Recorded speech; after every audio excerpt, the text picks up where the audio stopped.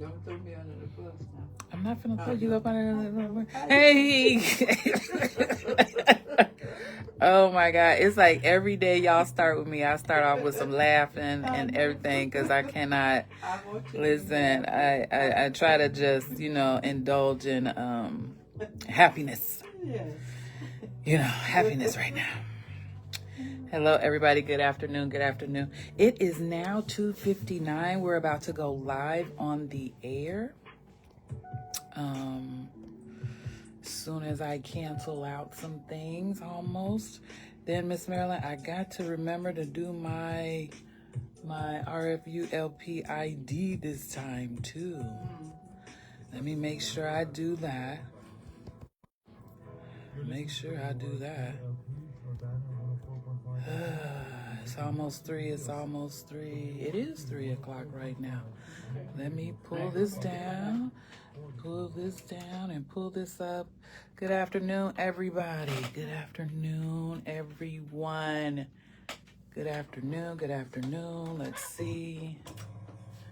Good afternoon, everybody. I hope everyone is doing well this afternoon. It is now 3 p.m. and you are on live with Afternoon with Delight. Thanks so much, everybody, for tuning in once again. Like I said, I hope your afternoon has been amazing so far. I hope your week has been productive. Today, I have 2 young ladies once again in the studio with me, Miss Marilyn Dean Cleveland. We love when Miss Marilyn is here. Miss Marilyn, let me turn on one of these microphones and see if I can get you on over there. And you can just say hello right now. This one. Hello, everybody. Hope everybody's doing well. That is wonderful, Miss Marilyn. Leah's back over there in the corner as per usual. Miss Marilyn is right there in the studio. But I just want to take a little time to have a little go over our legal ID for today. Let's do that first. And this is WRFULP Urbana. The disclaimer is WRFU is an open forum for the Urbana-Champaign community. Why is my microphone squeaking like that?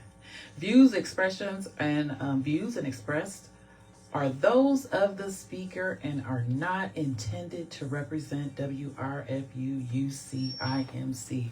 That's the one thing that I love about it, is that our views are solely our own, right?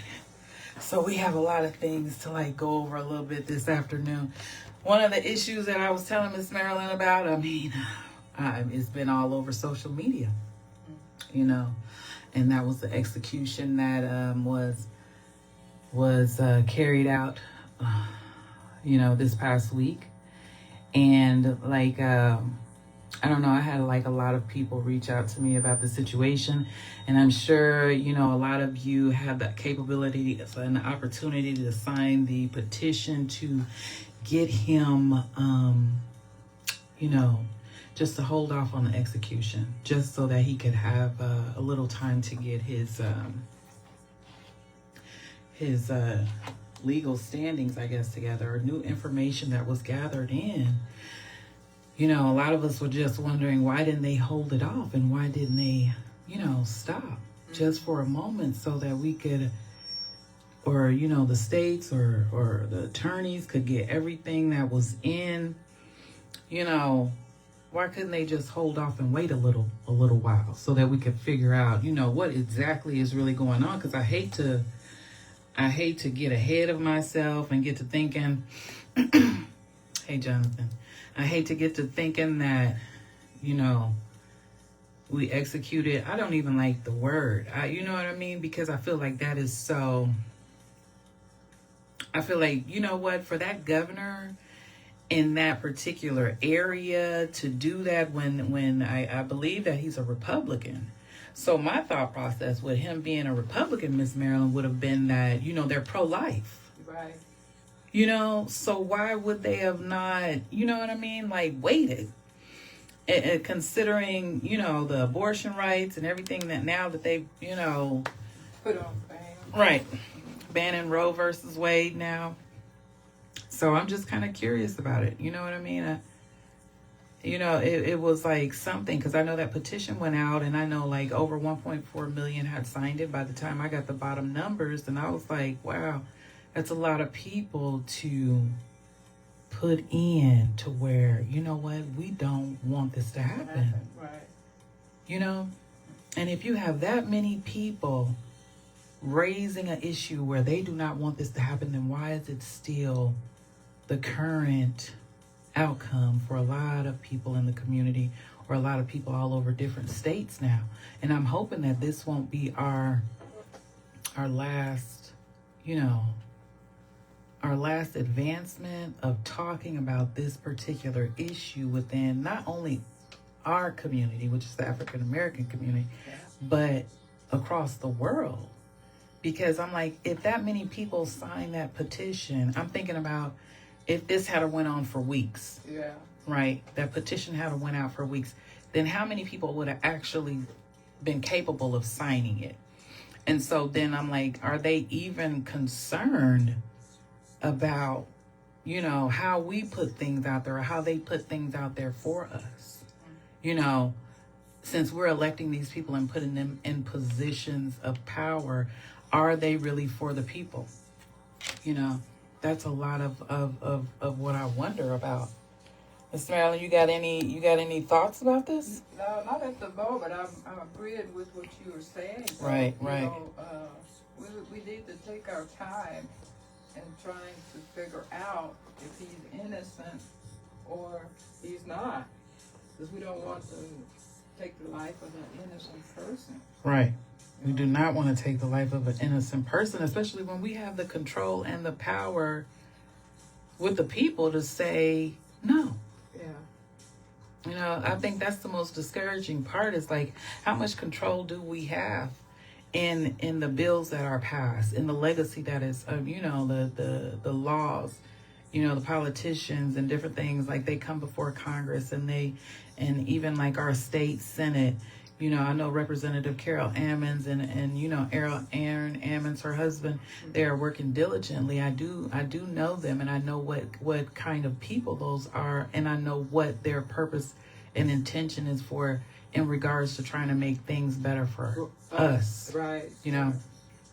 So I just kind of, you know, today was like, it's been kind of like a somber week, because, you know, you think of how many situations have gone on where before we've gotten into the area of like mass media, right?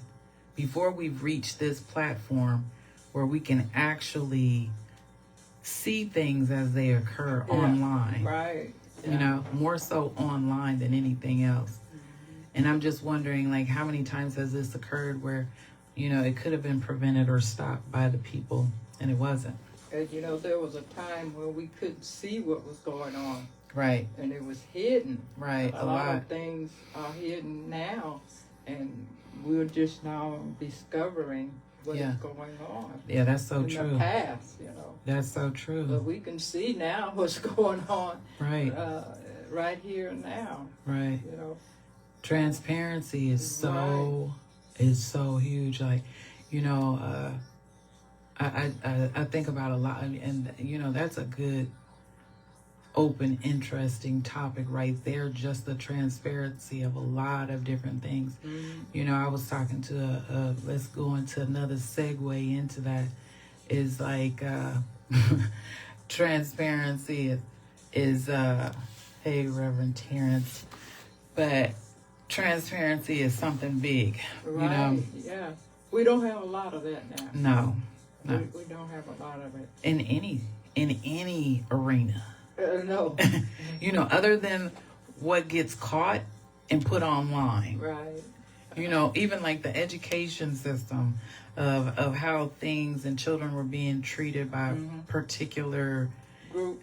Exactly. You know, and I'm not saying all teachers, because I'm a substitute teacher as well. So, but just to see like the disparity of like, how can you treat somebody like this knowingly and then think you won't get caught? Well, there's a lot of people that is that arrogant. Yeah. You Unfortunately. know? That's an unfortunate stance. I was explaining to Leah and you know, we were having this discussion on the way in today. You know, I was just going over and reviewing different jobs I've had in Champaign County. You know what I mean? And Miss Marilyn, I have I've worked in some interesting areas. Okay.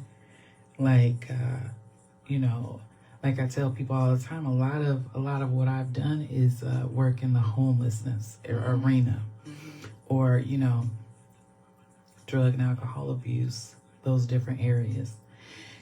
And you know, I look back on it a lot because what I think about is, you know, how people are actually. Miss Alma's online. Hey, Miss Alma. Hey, tell her I said hello. but I think about a lot of times, Miss Marilyn. Hey, cuz. Like, they'll never be truthful to help you and assist you to get you to another level. Right, yeah. Miss Marilyn.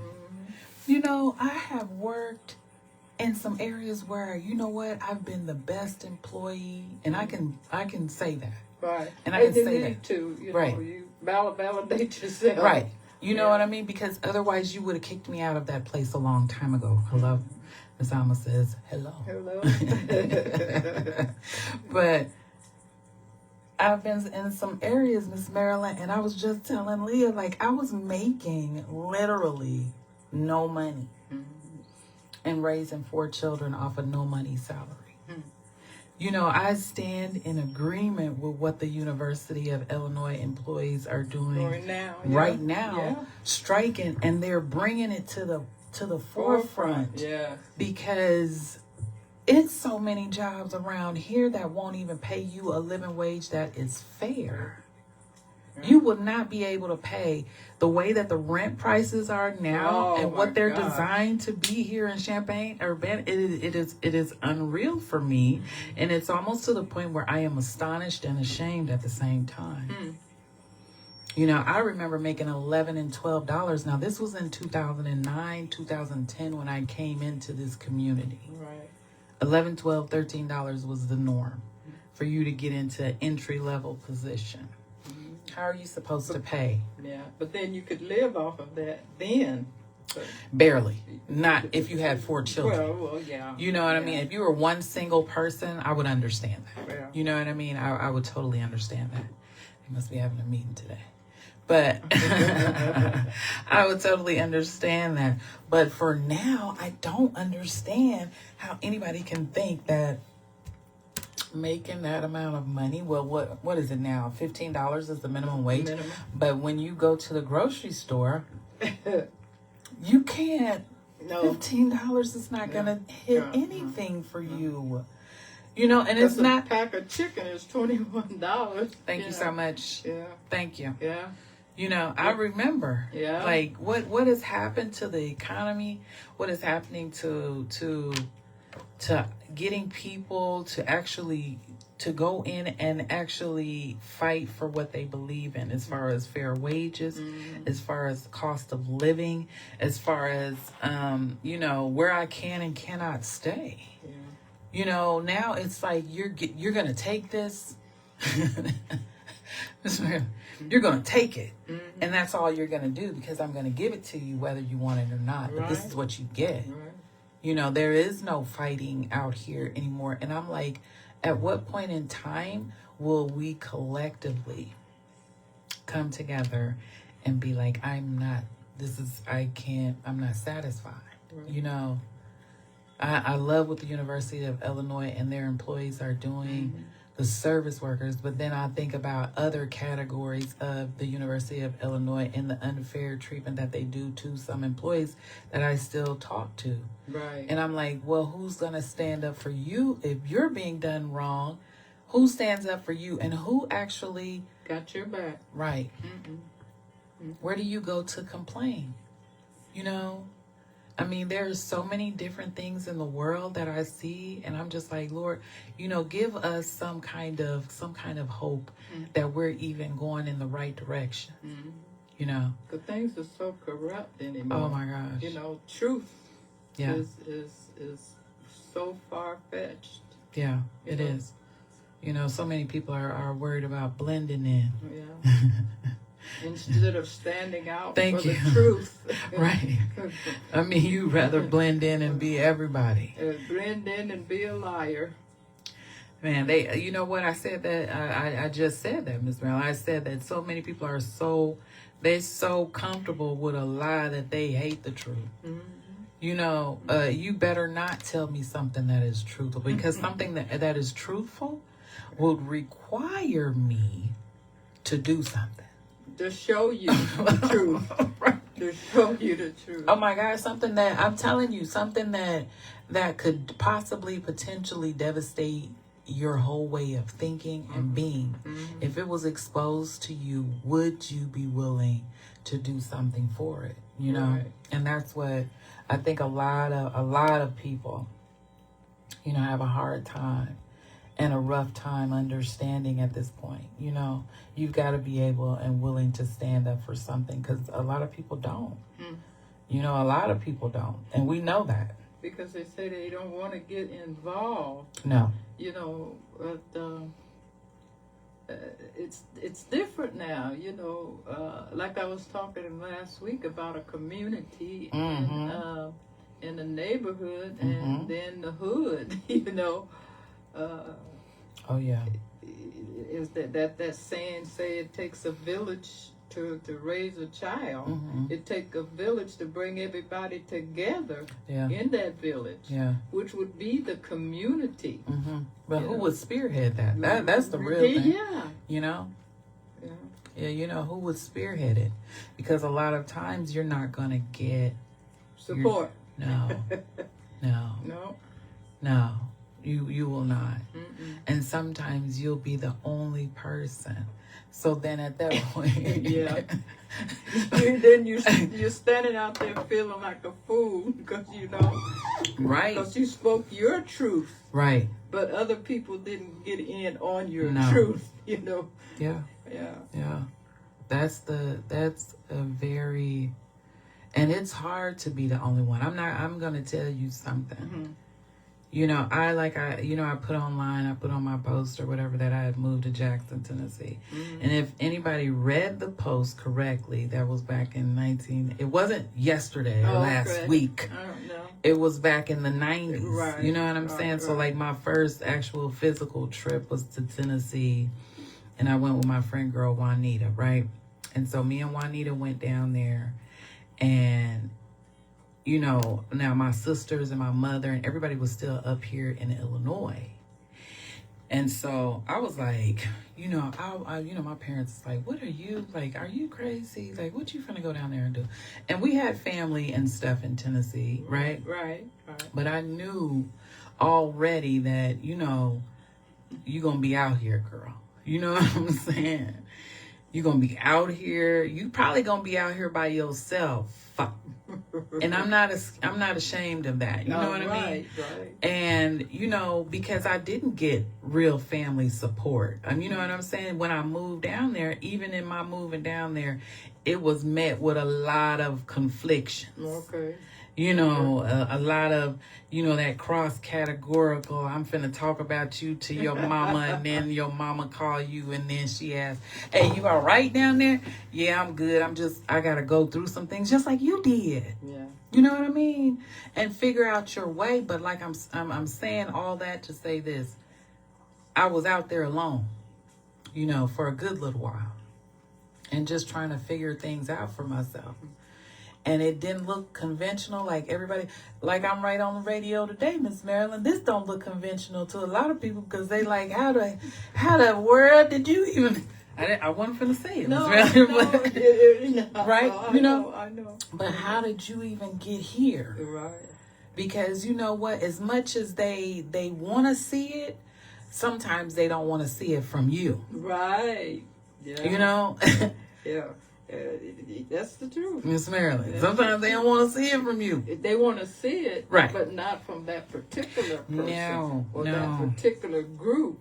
Right, you know, but right. somebody's got to do it. You know, they It's do. well to be you, well know? to be me, you know. That's so true. And, you know, like I try to encourage, like, you know, I was telling you about, I got a lot of young ladies. You know what I mean? Like, I've worked with a lot of young ladies throughout this community, and I've befriended a lot of young ladies in this community. And I'm telling you, like, you know, they haven't all had the greatest past, because a lot of them I met during my time periods of working with them where they were going through severe crises, right? And so, you know, just to constantly encourage another woman and tell them that you can do this. Stop letting everybody tell you that you can't do it, because you'll be fine. You know, you just have to do it. Right. You know, and I think that is a hard path. I was, you know, in some conversations yesterday and just telling people, especially, you know, we were talking about young men and young women, and how do you get them to this point in life where they need to be motivated, you know? Yeah. Because I'm like, you know what, but like I explained this yesterday to this degree, Miss Marilyn. I said, if you don't help them recognize their behavior as an adult now, so say for instance they're 19, 20, in their 20s and 30s, that behavior is still a childlike mindset behavior. And you don't get them to address what happened in their childhood in order to move forward. Yeah. They're not going to understand later. They're not. And you're still going to be acting like a child. Like, all your behaviors are so exemplatory of you becoming, you know, or sitting in that stance where you need mama to hold you or rock you. And so you didn't get mom to hug you and rock you and hold you. So at this point in time, you're going to lash out because you need any attention. Love. Yeah. Any of it, yeah, you know? Yeah. And so, but you're not capable right there to say that I just need love. You're not capable. So what are you going to do? You're going to be destructive. You know what I'm saying? Yeah. I wrote about that. I did. Did you? Oh, Miss Millie, you're going to be destructive. You're going to tear it up. You know, because now I need somebody to show me that they love me, but I don't even know how. I don't even know how to say it. Right. You know, so a lot of times you see people going through this upward hill struggle because they haven't even healed the child that's inside. Right. You know, it's amazing. Yeah. It is amazing. I mean, I've watched it. I continue to watch it, especially when you're in all kind of different field settings. You know what I'm saying? You're in fields of study, and you're experiencing different things with different people, and so you have these opportunities to watch this behavior become something that you had no idea would even turn into. And so now we have like a institute of young people, and now we're in a society where we're seeing those behaviors from the kids who haven't been hugged, held, or even Harvard. When they get older, and now we're all sitting here wondering, like, what happened? What can we do? Right, Help your neighbor, hug your neighbor. I said yesterday, I was telling somebody, I have not seen a community or a society where a man can't hug another man. Yeah. I'm serious. I mean, why not? They need it. Everybody needs a hug every once in a while, Miss Marilyn, they need it. I know. It's just, sometimes, like I said, sometimes I think I hug too much, because sometimes maybe a person do not want to be hugged. That's true. But then I sometimes don't, but I approach them if they look as if they don't want it. They give you that stay away look, then I'm good with that. Right. Because everybody don't want a hug, and I was talking about one time that if you hug and somebody see you, they will say, here she come, here she come, Yeah. So brace for it. They're like, oh Lord. Right. But I tried to be understanding of that. But just me, I just automatically hug you. But like I said, in this day and age with the things that are going with the covert and everything, you're kind of skeptical, which is true. But even with sexual abuse, Miss Mary. Right. And people who have been like tormented, because like I said, I've worked in these types of fields. But people who have onset like that guard of being trusted. Right. Because if I let my guard down to this person might hurt me. And then so you have to go back and forth a little bit with that for them, because now it's not a trusting atmosphere. It's not where I feel like I can get attention or hugs that are appropriate, and you balance this finally, with a lot of people, because even in working in case management and working with people with all kind of things, you know what I'm saying? All kind of like either special needs, from special needs to drug and alcohol abuse to sexual trauma to any kind of trauma.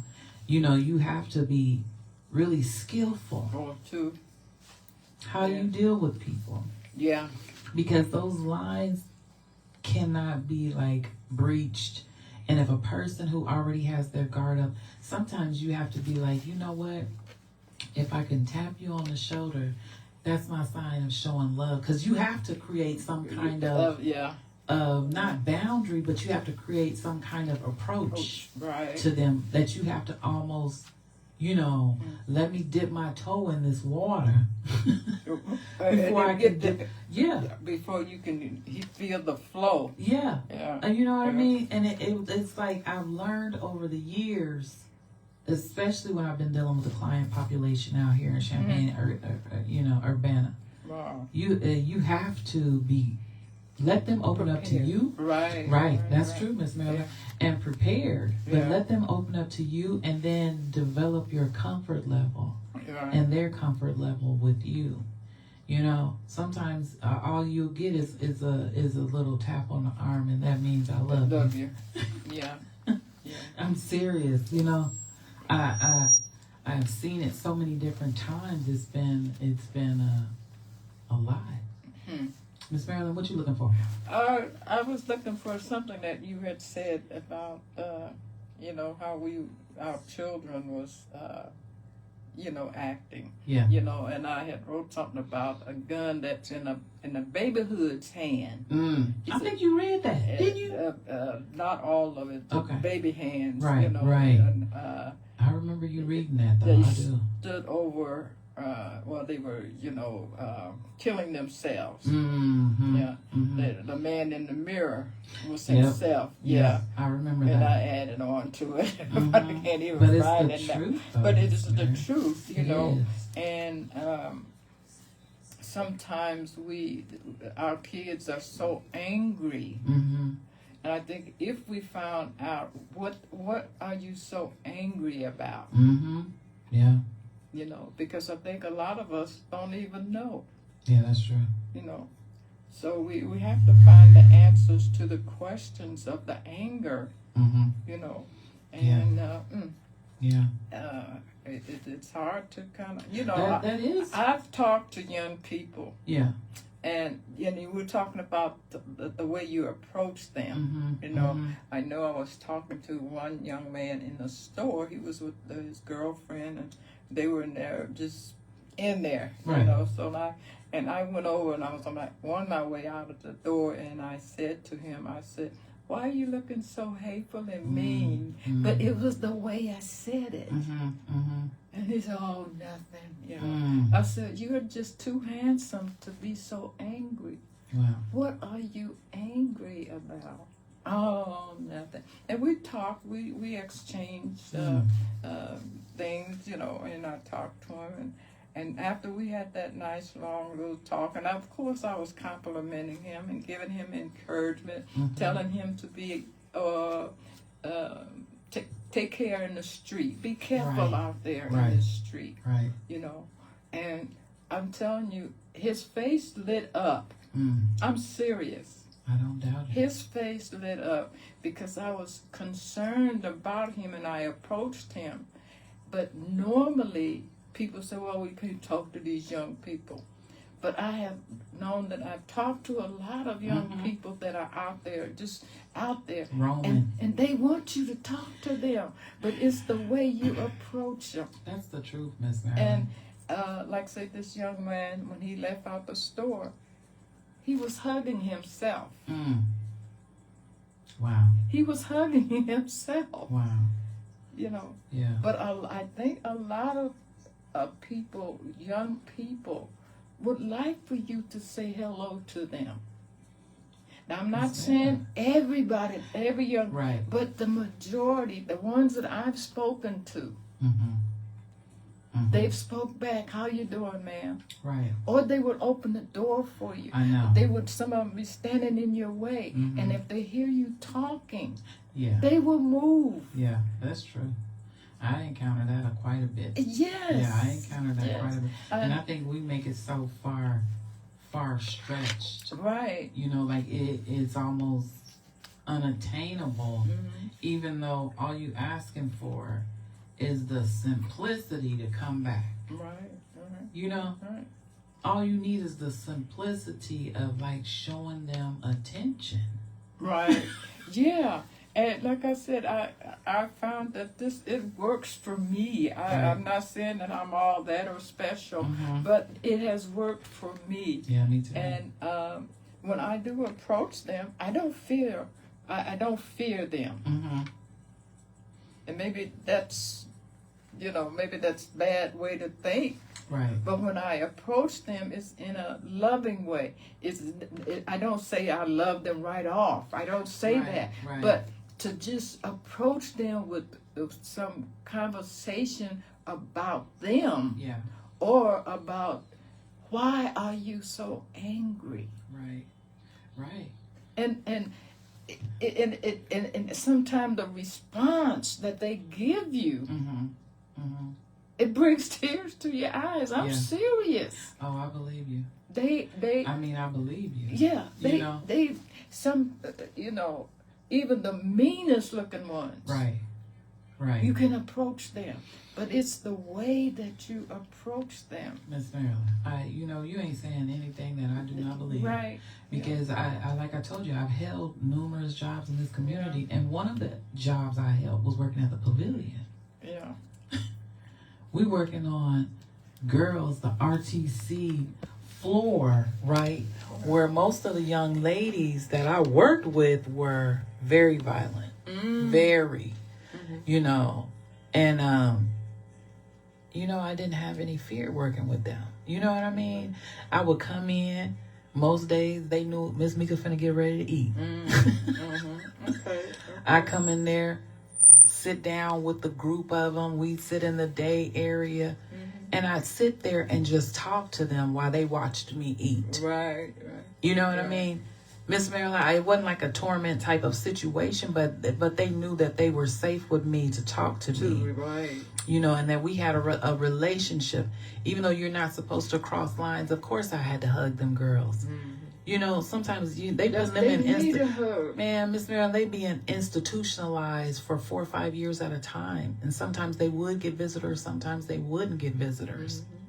So, but even the roughest person, needs to be shown some kind of I was thinking, what if love could be that you could see love, that would be an object. Right. What I mean, maybe it sounds crazy, but what if love could be manifested into visibility? I'm trying to say, it is. It is actually. Yeah, because you are physically. This is what you are. Yeah. And if you live your life, right? If you live your life and you believe whatever your denomination is, whatever your religion is, those are the principles of whatever you follow. Because even the Quran talk about love. Okay? Even the Bible expresses that this is what you're supposed to do. It doesn't tell you that this is something that you withhold, right? So if you are an outward expression of what the inward God that we serve did for us. You're the outward expression of love. Yeah, right. You're the physical embodiment of this. So if you don't go around, you know, church would be a good place to go if everybody showed you love.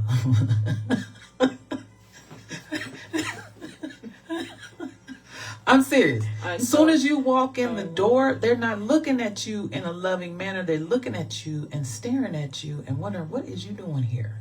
Only rare occasions that I go to a church and they show love, like for real.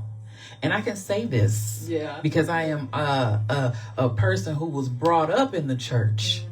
You know, I'm not talking about something that I don't know about and that I'm not an expert on. We talked about expert. I'm telling you something that is a real thing. Church would be a beautiful place to go if everybody showed you love as soon as you came in there. You could feel it. You used to be able to feel it. You know, I was like, oh, at least I know the mother's finna come up here and show me some love. Yeah. I know they finna hug on me and bring me back to life. And bring you to you. Yeah. Oh my gosh. That even as a child, I could feel, you know, I felt love. And of course I did feel fear. Yes. Yes. We sure did. Because respect. Those mothers did not play. No, they didn't. The you better not have your dress up your leg hiked up. Right. And throw a sheet over your leg. And you know that look they give you from your mother or from somebody in the church. Miss Alma said, yes, amen. Amen, Miss Alma. I'm telling you. But, yes, sir. You know. We had respect. Yeah, you did. Because those mothers did not play. Right. Right. You know. But you knew when somebody loved you. You know, now I think a lot of the young people now are just searching. Yes. You know, and this is what we see now. You know, the residue and the leftoverness of them just out here searching because you know what, if anybody showed me some kind of attention, it's better than no attention that I'm getting. Yeah. You know? And that's a real hard struggle, you know what I mean, for you to understand that, listen, and everything can't be about, you know, and like I can only speak about being a parent with the expertise of being a parent because I can say this, you know, I raised a young man, you know. I raised 3. And you sure did, Miss Mary. But you raised 3 young men. Yeah. You know, I raised 1 son and 3 girls.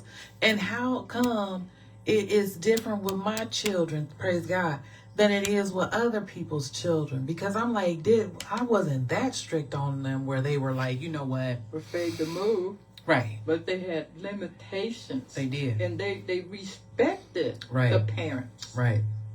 Right. Even though they might not have liked it. I know. But there was respect. There was no way that a child of mine or yours would call you by your first name. No. Never. They still yes ma'am and no ma'am. Mine too. One of my sons is 65 years old. Wow. He still say yes ma'am and no ma'am. Right. My grandkids, yes ma'am, no ma'am. Right. Because of the fabric that they were made with. Yeah. You know. Yeah. But it's a different world out children, I look at them and I just, my heart goes out to them because they're so sad. Yeah. Their faces are so sad. It's terrible though. Yeah. You know, I feel some type of responsibility though behind it. You know what I mean? Like at some point in time, you know, we got to get serious about taking action. You know, we got to get serious about making some alterations to either our lives or to theirs, or that combination together. And I mean, parents, you know what I mean? You're going to have to get to a point where you're going to have to be real with yourself. Yeah. You know, have to face your own truth. Right. And you can't be like, you know what, everybody down, putting me, everybody dogging me out because I ain't doing X, Y, and Z, A, B, C. No, honey, you need to figure out what you need to heal from. And then how can you get your family to heal as a whole? You know, because it has to be some accountability on both parts now. Right. We can't be a parent and a friend at the same time. No. You No, know? not at the same And time. I'm sorry I cut you off. But, No, you're fine. That thought came to Right. me. But you're just telling the truth about it. Yeah. It's a scary situation to sit here and think that we're not going to be. And I mean, the more that we sit here and discuss things, maybe we'll get to the point where it'll trigger a lot of people into starting to think, you know, what can we do? But then again, you know, you getting back to being out there by yourself when you start talking about certain things, and people tend to say, "Well, who do they think they are?" Right. We're human beings. All of our last names is humanity. Yeah. All of the people on this Right. earth. That's who I am. Right. I'm part of the human race. Right, Miss I'm Hill. part of the people that God created. Right. Right. You know, Right. we were separated by man. We weren't separated by God. By spirit. Yeah, Not at all. yeah. No, because that, you know what? It's almost like that invisible thread. We are finally knit together. Yes, that's why all of our last name is humanity. Exactly. You know, that is the truth, the though. humanity of man, Right. and we're losing it. Mm. We have lost part of our humanity, Mm-hmm. and that's the truth. That is. We is. all know that. Mm-hmm. So we That need is. to come together and get it back. But how do we do that when there's so much corruption? Yeah. Miss Marilyn. I mean, it's just, It's a lot. it's a lot. But And we you have know, to that's do the it. sadness of it all right there. That is the Yes. sadness of it all right there. Because you know what? So many people are filtered. Like, listen, I take my time out every Thursday of the week to sit and have conversations with the multi-mass on this media platform. And I don't get paid for this. Miss Right, Marilyn. right. So this is my time just to spend my energy and your energy and whoever else is in this studio addressing the needs of certain people, the situations that we can assist and or help with. What we all need. Right. What we Right. all need. Exactly. Yeah. That's the truth. Yeah, all I of don't us. think anything that we've talked about has not hit your life Right, over right, here, yeah. your life across seas. I don't think anything that we've discussed has not hit some area and some portion of somebody's life. Yeah. I don't care who you are, because you know what? I'm concerned about the way our world is going, and this is why I sit and spend time and devote my attention to what concerns me, because it not only concerns me, but everything that concerns, this is a ripple effect. Right. If I throw a rock into the water, it's going to hit that wave, that current going to bring it back and forth and back and forth. And how many times does it go back and forth? But every time it might get deeper, it might get longer, it might stretch out wider. But that ripple's still going to come back. Yeah. It's still going to come back. And at some point in time, we have to hold each other accountable. Because, I hear Brother Sean on the radio on Sunday mornings because I listen to you, Sean. You know what I'm saying? But I hear him say, do your part. Now, what is your part? Because there are so many things that we could be doing in unison, assisting one to the other. But a lot of us want to be seen and want to be heard. Listen, I've been behind the scenes in this community for almost 18 years. I remember being the only person on staff at most of the jobs that I worked at night. And you never had the police called. You never had the sheriff show up. You never had a burnt down house when you came back to it. And I would be the only staff there working with kids nobody wanted to work with. Nobody wanted to work with. So how is it that I can manage that? You hear me? I hear you. And then not have no effect where a person would see my worth, Miss Marilyn, and be like, Mika, you know what? Because you can control this atmosphere, and I don't know how you do it. I ain't bribing them, Miss Marilyn. I ain't giving them no money. I'm sitting here having conversations with these young people. Right. And if any of y'all out here on my live, which a lot of you, I know, I consider you my friend now. We done went through the tumultuous periods of your life together. But these young women and young men that I have been in their lives for years, and then you see the advancement and you're wondering, okay, how can a person like this not get the necessary tools and assistance that they need to help move this a little bit further? Right. Because when you see one thing working, why would you not assist it and make it grow? Mm-hmm. Why would you not? You know what I'm saying? I was at Time Center when it was Time Center, and I was the only female overnight staff. Never been attacked there. Never had to call the police for real. Right. And I was alone in a facility with 200 men every night by myself.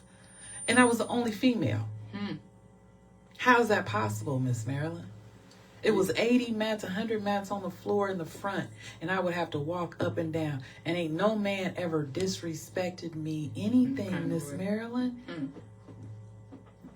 Because once you have that trust, yeah, trust is one of the better things in life is trust. If you can't trust someone, no, what do you have? You have nothing. You have nothing. You can have a lot of things, but if you don't have trust and love, there's nothing. No. There's nothing. You got to have respect. Somebody has to be able to respect you, and they respect that you have their best intentions at heart. And I think that's a lot of it now, where we're dealing in society and different worlds and getting outcomes where you're putting people in positions of power. And these people around here in this community, why are you still getting the same thing over and over again? You're not putting the people in positions of power that actually did the work to get there.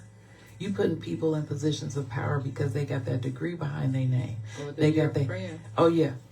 And Reverend Terrence talked about that earlier. Nepotism. You know what I mean? Just putting somebody in there because you know this person. But you're not putting people in positions where they can actually effectively make change. Because this is not about, like I said, I've been out here in this community a worker. So I'm not talking about something that I don't know. But I'm telling you, you cannot put people in positions and expect them to just do the job. You can't just do the job because, along with all these different areas, I worked at Lutheran Social Services. I've worked at Community Elements before it became Rosecrans, what it is now. The Pavilion, like I said, I worked at DSC, like I said, and you know what? I would get so much pushback from a lot of my employers, not because I wasn't doing the job, because I did the job. But I have relationships with these people, and a lot of it, Miss Marilyn, is ministry. Right. And a lot of people you can't just work for a company and think that you're going to get the same results that the God that we serve is going to get. Right. That paper going to get you some results because you can write off on some things. But that power that's behind what you do is the truth of what's going to get you the results that you're going to get, because your ministry is going to speak for you. And I don't think a lot of people are really understanding what we are under. When I tell you we are under a spiritual warfare, that is what we under. And a lot of people don't understand this right now, Miss Marilyn, because we fight more than just, a behavior. We fighting against a whole spirit. Excuse me, physically and mentally. I'm telling you, Miss Marilyn. So, I have a lot of passion about what I think and what I believe in, because I'm a living witness to working it. When sometimes you don't even know what to do as far as like talking to these young girls, when you have to sit up here, or young men, when you have to sit up here and talk to these young men, young women, and you actually have to pray. When you actually have to sit here and like, Lord, I don't even know what to do. I've been a CNA before, you know what I mean? And that was the most, Miss Marilyn, I was talking to a young lady, I think yesterday, and we were talking about, working as a CNA. Miss Marilyn, I remember having to clean the bodies after they had passed on, And I was like, until you've had to do this over and over again multiple times, I don't want to hear nothing. You know what I mean? I don't want to hear nothing. When you got to hold their hand, when they breathing heavy and raspy, and you know it's about ready for them to go. Yeah. When it's about time for them to get ready to go. You know what I mean? You hear the death rattle is what they call it. Yes, I heard that. Oh my God, Miss Marilyn, can't nobody tell me nothing. You know what I mean? Because I've heard all of this before, and I've been side by side when I just was in the room with a lady, just left the room with her, Miss Marilyn, and then the light go off because she in cardiac arrest and she died before I even get back to the room. You know, I mean, if you've seen death on a multitude like that, I don't want to hear anybody's telling me that, you know, you don't know. I absolutely know. I do too. I know. I was with my mother when she passed away, and that was something. Yeah. You know, that was really something. Yeah. But that was my gift that God gave me to be with her. Yeah. In her last breath. Yeah. I felt her last breath on my cheek. Wow. I'm serious. Miss Marilyn, Yes.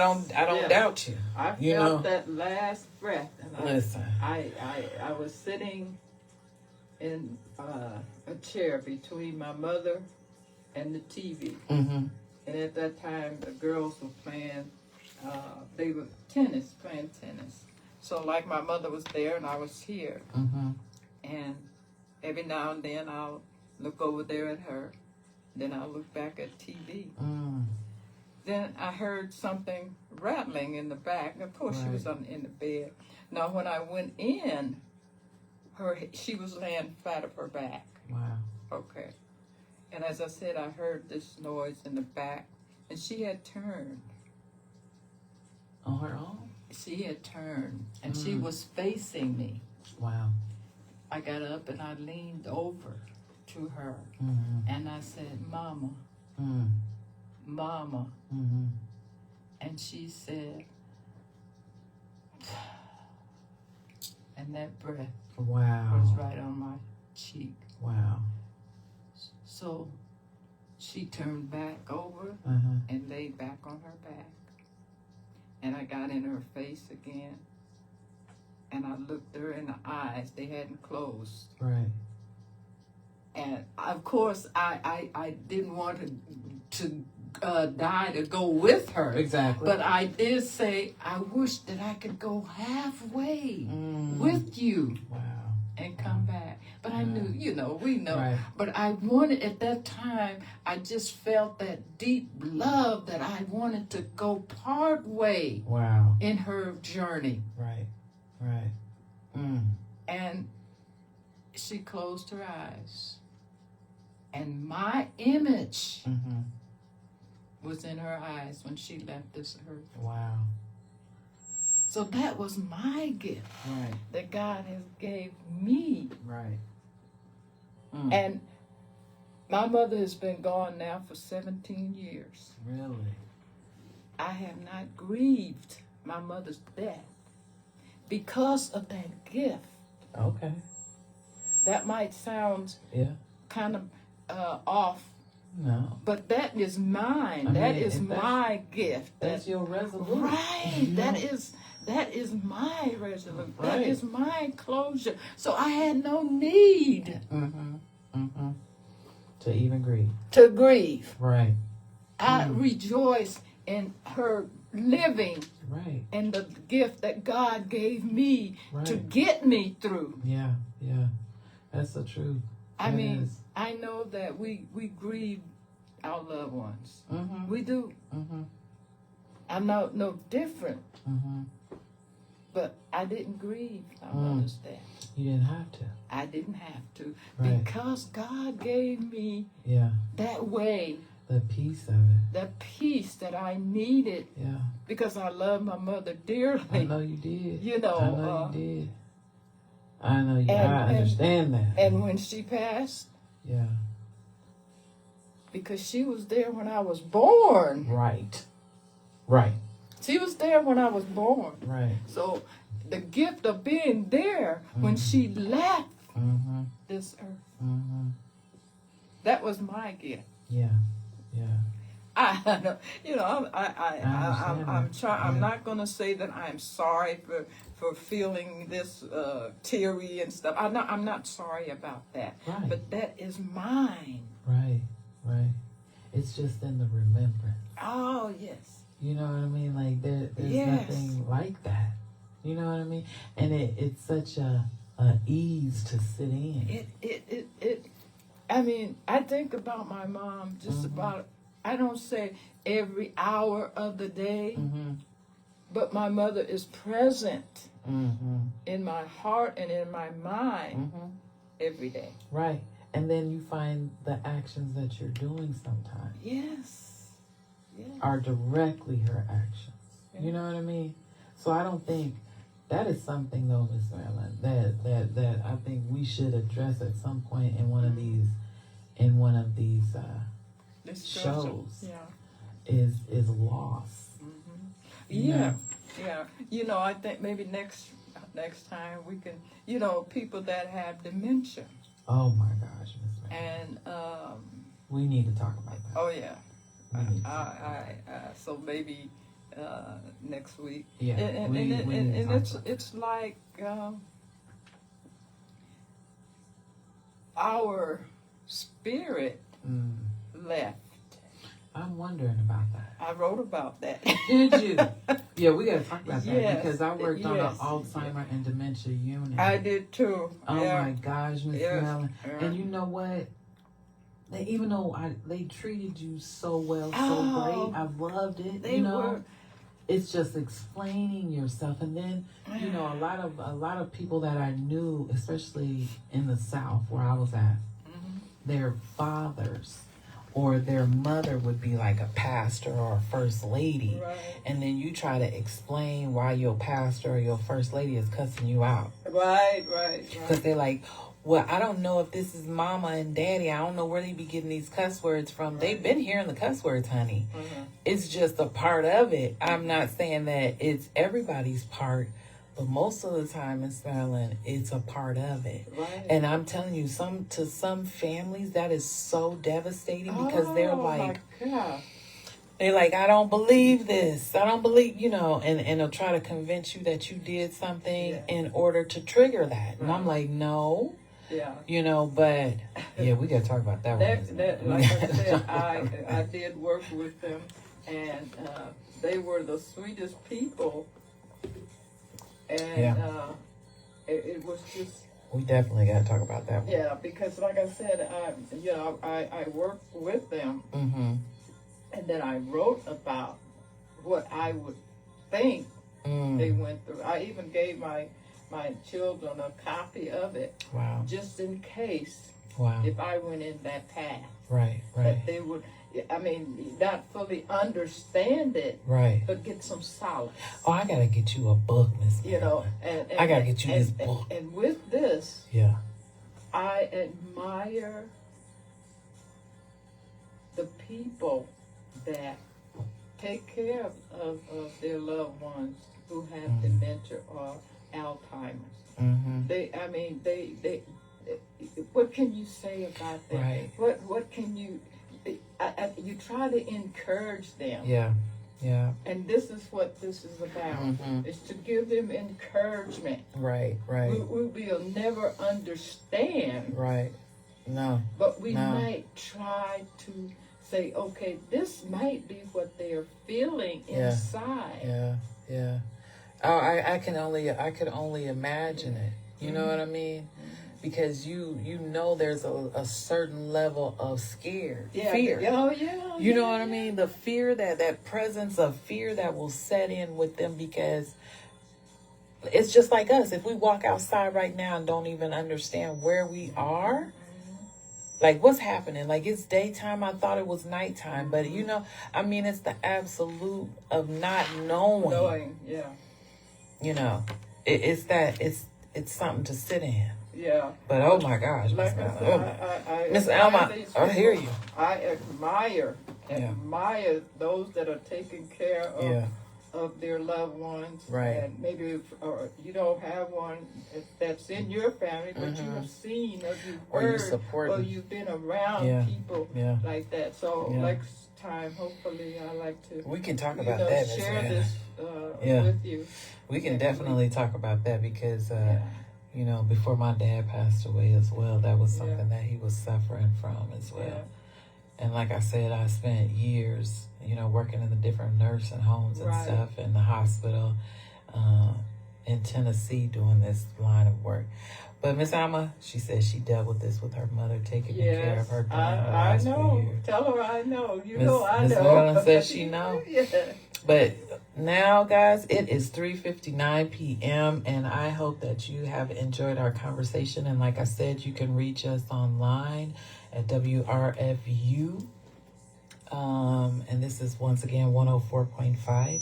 I want to thank everyone for being in attendance today. Just people who wanted to slide on in and just peek and see what's going on and what our conversation is. If you want to, at any point in time, you can email us. My email is universalcco.7@yahoo.com. I thought I put Miss Marilyn's email, but I got to go back in and make sure I put it on this one, but I'll attach her. And like I said, ladies and gentlemen, thanks again for tuning in to Afternoons with Delight, and have a good one, everybody. Bye. Bye-bye. That's it now. I told you.